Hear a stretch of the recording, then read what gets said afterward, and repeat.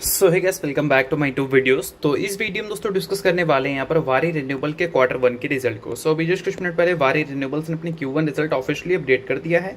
तो चलिए दोस्तों बात करते हैं कंपनी के कंसोलिडेटेड नंबर्स के बारे में। बट अभी तक अगर आपने मेरे टेलीग्राम चैनल को ज्वाइन नहीं किया है, लिंक डिस्क्रिप्शन में है, लिंक के थ्रू जाकर चैनल को ज्वाइन कर लो। सो दोस्तों कंसोलिडेटेड रिजल्ट ओपन कर रखा है, सभी फिगर जो है रुपीज इन लैक्स हम करोड़ में कन्वर्ट करके बात करेंगे। सबसे पहले देखते हैं कंपनी के टोटल इनकम को या फिर रेवेन्यू फ्रॉम ऑपरेशंस को।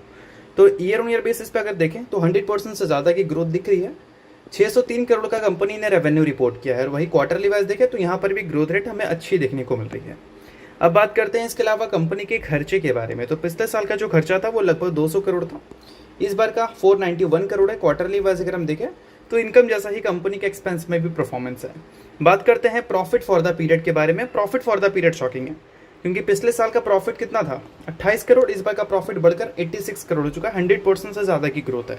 बट वही क्वार्टरली वाइज जब हम देखते हैं इनकम में तो अच्छी जंप है, बट एक्सपेंस ज़्यादा बढ़ा है, जिस वजह से कंपनी के प्रॉफिट 93 करोड़ से गिरकर 86 करोड़ रिपोर्ट होते हुए दिखे हैं। और इसके अलावा ईपीएस की बात करें तो 8.29 है, पिछले क्वार्टर के मुकाबले तो कम है, बट पिछले साल के मुकाबले बढ़कर आया है। सो दोस्तों ये था वारी रिन्यूएबल्स का क्वार्टर वन रिजल्ट।